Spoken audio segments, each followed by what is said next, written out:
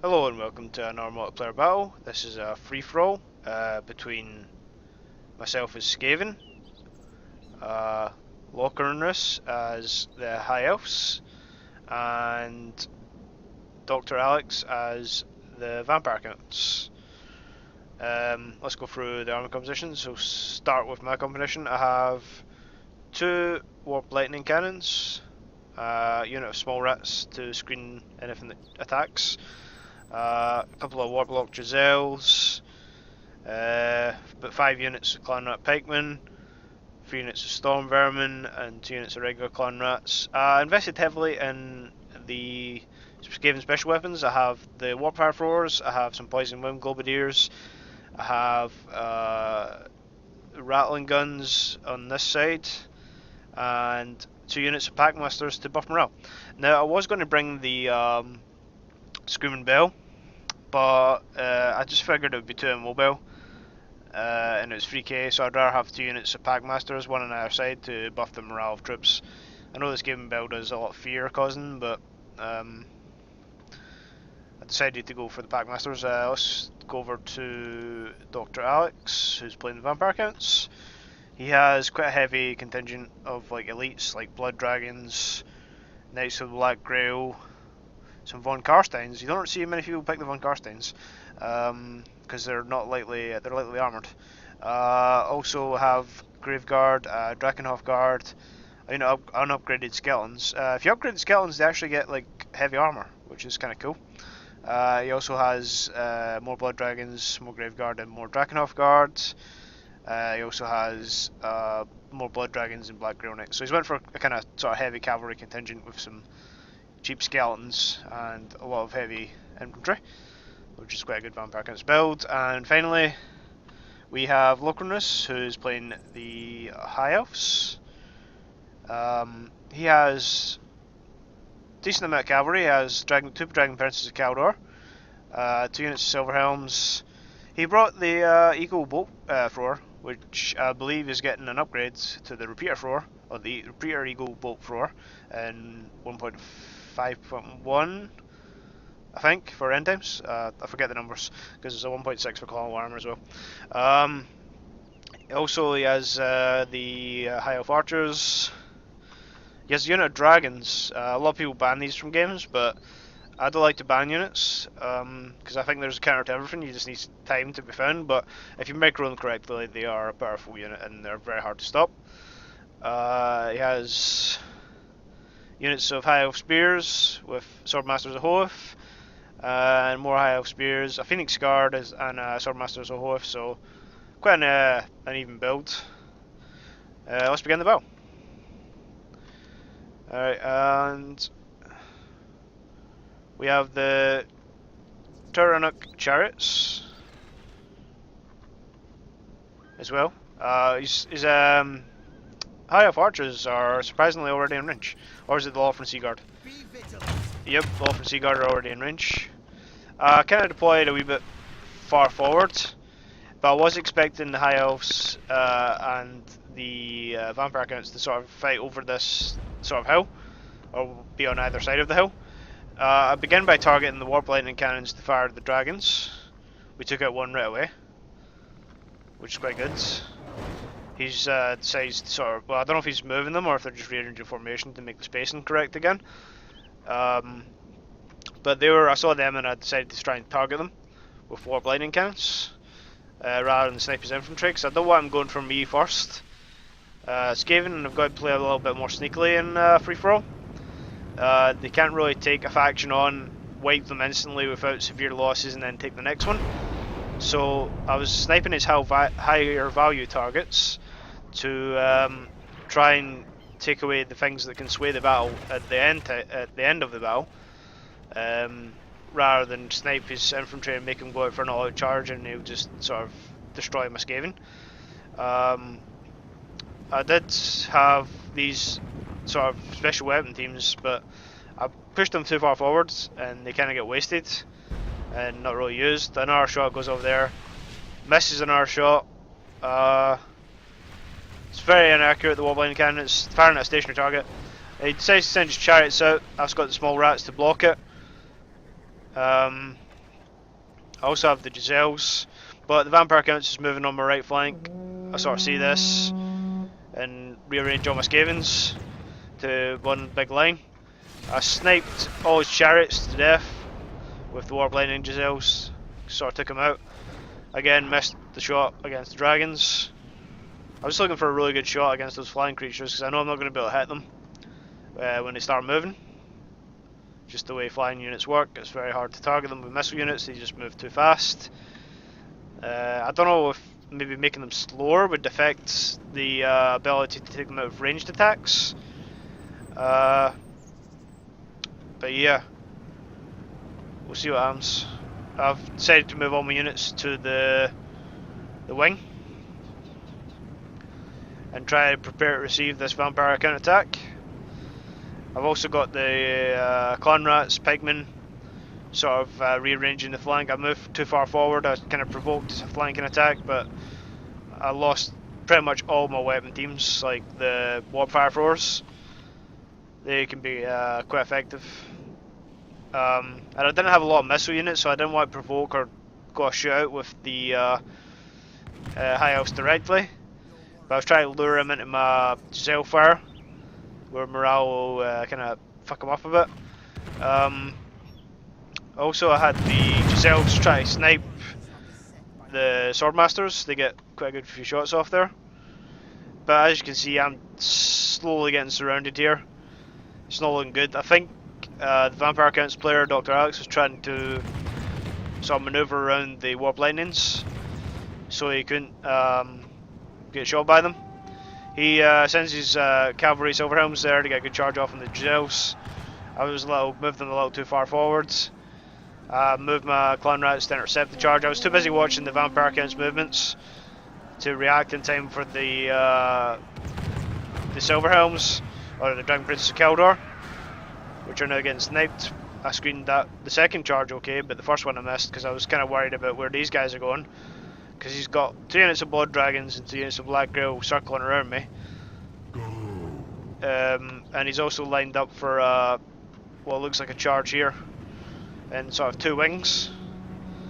So seeing this, fire a shot and kill an absolute crap ton of skeletons. It's only skeletons though, so it's not really worth a trade-off. All the skeletons will fight to the death. They are not what you want to be targeting. Oh, here we go. Here's the rattling guns. Oh ho ho, I have a machine gun. Let's see what they do here. I think I take down like a whole unit of skeletons and graveguards. Right, there are Knight Models, another warp line and cannon shot. This is the power of Skaven special weapons. It's a shame that these vampires won't rout, but I'm just slowly machine gunning these guys down. And I think he's sort of seen this.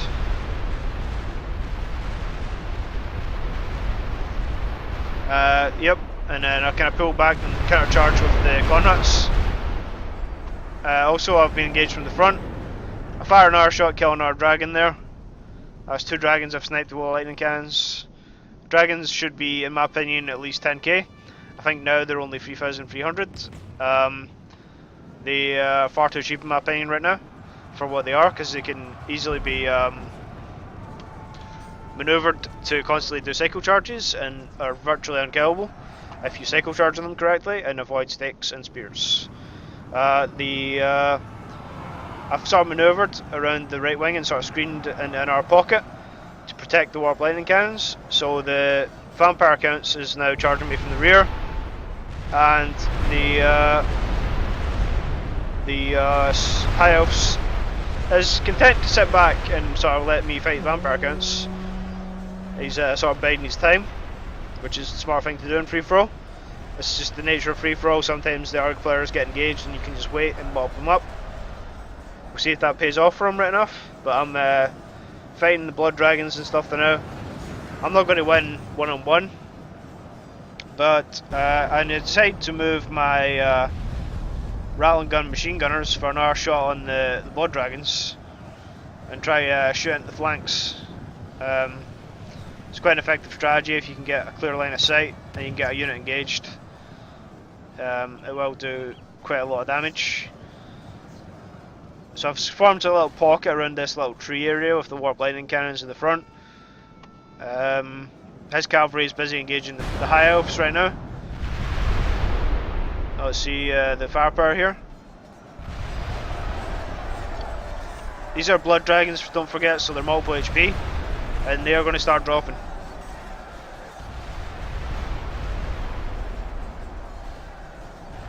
His cavalry is sort of fighting in the background against the Silverhelms, and they've routed them. Blood dragons will win that fight all day. Even against the Dragon Prince of Kaldor. Dragon Lords I'm still firing at, keep missing with the warp lightning cannons. But as you can see, I've just formed a little sort of noob square around my warp lightning cannons. He's decided to withdraw his blood dragons because he saw I was taking a lot of casualties. Which lines up the fire from the warp Giselle dudes, who are now firing at the backs of the things there. I try to manoeuvre the warp lightning cannon in the middle and try to get some shots off. I should have really targeted the blood dragon and the Grail Knight mass there, but it's very hard in the heat of battle to sort of maintain a defensive formation. And at this point, you didn't think it could get any worse for me right now. The High Elves have just decided to charge with everything in from the R side, so I'm going to get surrounded now and completely sort of annihilated. I did do alright against some of the Vampire Counts units, but since they won't affect, my weapons don't affect their morale, or their morale immune, definitely I'm at a serious disadvantage when I'm engaged from two sides. Again, the Vampire Count Cavalry just waiting to mop up whatever's left. We've also got the High Elf Dragons that haven't been committed yet. I've been trying to snipe them down with the Warp Lightning Cannons. It's not really paid off. This whole mass of High Elves is now starting to fight the Vampire Counts, which have decided to charge. He's finally committed these dragons, and now I think this is a demonstration of how powerful they are. They will probably kill the majority of Blood Dragon Knights and Grail Knights single-handedly. He's cycle charging them, which is what people do with flying units if you allow them. So,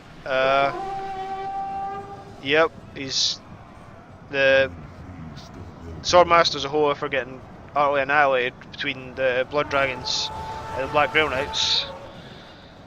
He sort of mopped up my infantry engagement. There goes my general. It's just the Albino Guard that's fighting valiantly against the Drakenhof Guard and the Skeleton Warriors. The more elite units are now fighting the Elves. Lothran Sea Guard. Here come the two Blood Dragons. One of the Blood Dragons is nearly at half strength. But here comes another charge from the Dragons. And yeah, it's just killing models to the left, right and centre. These are Blood Dragons, don't forget. High HP units, and on the charge there he killed at least 7 or 8 models. So I think if he could just constantly do that, then he'd be alright. Another dragon drops there. So Blood Dragons are killing dragons, ironically enough. And I think that's how they gain their power. Is a Blood Dragon has to successfully kill a dragon or something to be called a Blood Dragon. Or the original guy, is it Arakosh? I forget, I don't know how to pronounce the name, but the original Blood Dragon killed a dragon and cured his thirst for blood in the lore, which is how they became known as Blood Dragons. If you drink the blood of a dragon, you quench your thirst, so it's the goal of all Blood Dragon Knights to kill dragons. So this army's slowly getting whittled down by the Unbreakable Undead.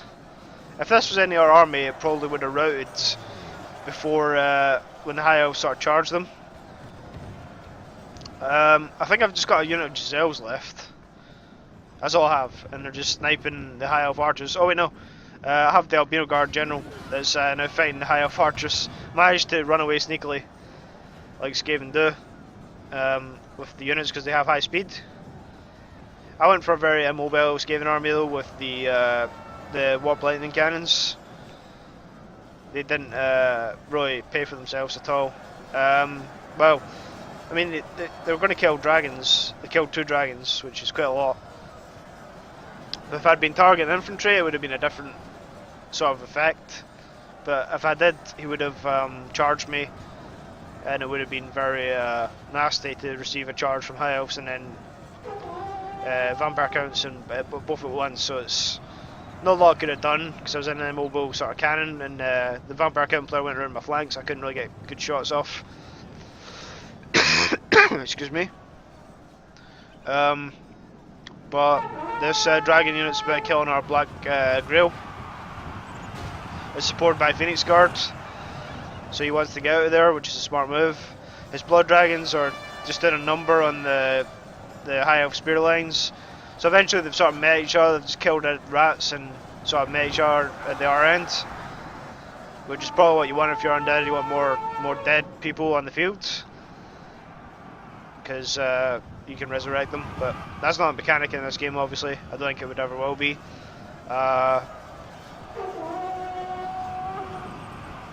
It's a bit of a sort of grind. These 3 dragons are running about.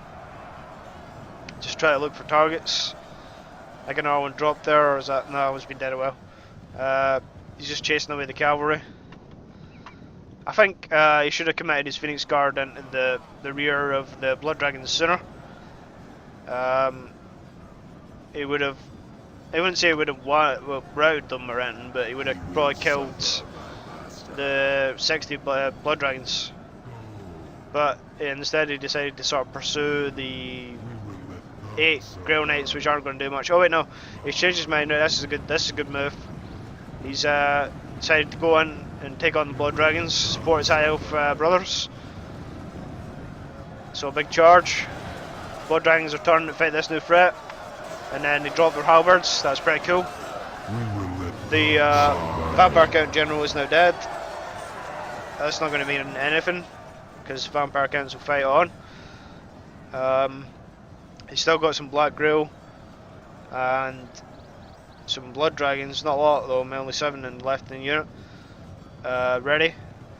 I think he's trying to take out the dragons. Or no, he's going for a hammer and anvil on the Phoenix Guard, which is... oh wait, no, he's pulled off. I guess he feels the dragons are more of a threat. I would have personally went for the Phoenix Guard and took out the dragons last, but let's see if he can do well against the dragons. Again, the dragon's just going to run away and kite all day long. Just keep cycle charge. Well, not kite, but you know, cycle charge. They'll find softer targets. That's a good thing. You can just pull them out right away, and there won't be any problem. Blood dragons have routed the high elf spears. I think at this point the high elf player admitted defeat. Just the Phoenix Guard routing the final stand. Not going to be good to get a charge like that in the rear, but they'll fight on because they're Phoenix Guard and they're probably the best halberd unit in the game. I'd say they're tied with the Blackguard of Niggerund for Dark Elves and the Skaven Albino Guard. Those are the 3 best units of halberds in the game. And are charging the flank with the blood dragons. The dragons have finally succumbed. One succumbed to stakes, and the other I sniped with my remaining Warlock Giselles and my unit of 8 Albino Guards. It's not going to win me anything, but I just wanted to kill the dragons because I don't like flying units. Consider them to be a bit overpowered at the moment. There isn't much that can counter them if you manoeuvre them correctly. He did a very good job manoeuvring them. I'm not blaming the player. I'm just saying it's an overpowered unit. I'm just saying it's a very cost-effective unit as well. But I don't mind if people bring it. I just try to find counters to these units rather than complain and ban stuff. But at the moment, I believe it needs a speed nerf or something, maybe less HP. But yeah, it's quite overpowered at the moment.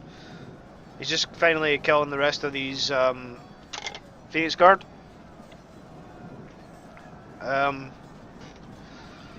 So it's just a grind. The last stand of the Phoenix Guard against the Blood Dragons. The pike wall is very hard for swordsmen to break, but they will eventually break through because they've got cavalry in the rear. I have some Giselles left, so I'm just trying to snipe These these blood dragons with what's left of them are rats. There's just some handgunners left, although it's not going to mean anything. I just thought I'd stay around for this battle because I wanted to see who'd win between the High Elves and the unbreakable hordes of the undead. Looks like the undeads have taken it this day because they had a lot of cavalry, and the High Elf cavalry did okay. I didn't really bring cavalry, so it was just a 2-horse race in terms of having cavalry superiority. Decided to go for me first, take out the sort of the boxing player, which is what a lot of players agree to do in free for alls. If one guy's been camping on a hill, a lot of people will target him, which is fair enough. It's what happens when you bring loads of artillery. You will expect to be surrounded and attacked. Yep, I'm just going to fast forward this now because it's a bit of a grind. The blood dragon's just cutting through these Phoenix guards, fighting valiantly, right enough. Look at that, that's how powerful they are. They're a 2 HP point halberd unit, and if they're trying to get rid of the blood dragons around there, therefore the blood dragons actually routed there, but blood dragons can't rout. Surrounded them again. What's left of them is von Karstein's and his Graveguard are coming in. So everyone took quite a lot of casualties. It was quite a good free for all. I'd like to thank everyone for taking part.